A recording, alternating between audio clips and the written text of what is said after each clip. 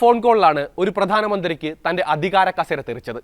Thailand ഭരണഘടനാ കോടതിയാണ് വീണ്ടും ഒരു പ്രധാനമന്ത്രിയെ കൂടി പുറത്താക്കിയിരിക്കുന്നത്. ഇത്തവണ അതൊരു ഫോൺ കോളിന്റെ പേരിലാണ്, അങ്കിൾ എന്നൊരു വിളിയുടെ പേരിലാണ്. തായ്ലാന്റിന്റെ ആഭ്യന്തര കാര്യങ്ങളിൽ അവിടുത്തെ ഭരണഘടനാ കോടതിക്ക് രാജാവിനോളം സ്വാധീനമുണ്ട്. നിയമവ്യവസ്ഥിതിക്ക് വെല്ലുവിളിയാകുന്ന കാര്യങ്ങളിൽ മധ്യസ്ഥതയ്ക്കായുള്ള 9 ജഡ്ജിമാരുടെ ഒരു പാനലാണ് ഈ കോടതി.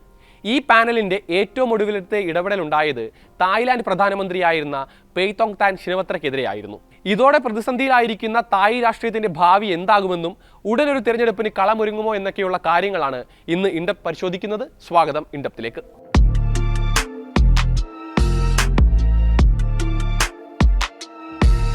ഒരു വർഷത്തിനിടെ ഇത് 2ാം തവണയാണ് ഒരു തായ് നേതാവിനെതിരെ കോടതി വിധി ഉണ്ടാകുന്നതും കസേര തെറിക്കുന്നതും.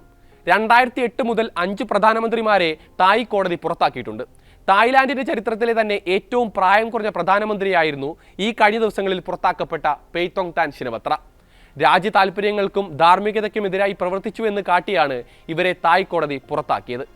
അതിർത്തി തർക്കത്തിൽ കംബോഡിയൻ നേതാവ് ഹൂൻ സെന്നുമായി ഷിനവത്ര ഫോണിൽ നടത്തിയ പരാമർശങ്ങളുടെ പേരിലാണ് പുറത്താക്കൽ.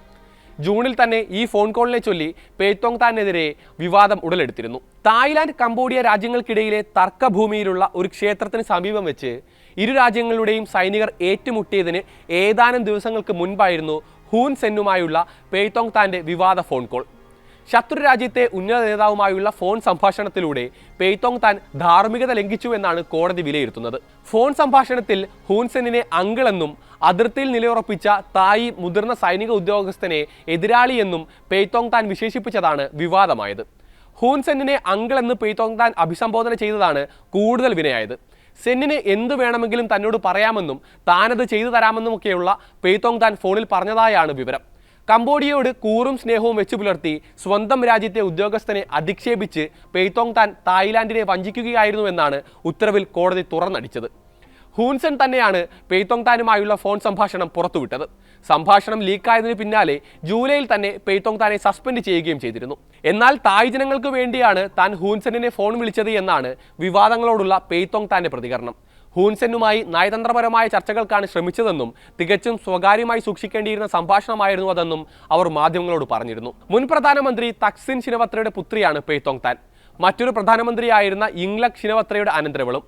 ഇവരെ രണ്ടുപേരെയും 2006ലും 2014ലുമായി സൈനിക അട്ടിമറിയിലൂടെ പുറത്താക്കിയതാണ്. പിതാവിൻ്റെയും മറ്റു ബന്ധുക്കളുടെയും രാഷ്ട്രീയ ബന്ധങ്ങൾ കൊണ്ട് തന്നെ നയതന്ത്ര തലത്തിൽ ഉന്നത ബന്ധങ്ങൾ പെയ്തോങ്താനും ഉണ്ടായിരുന്നു.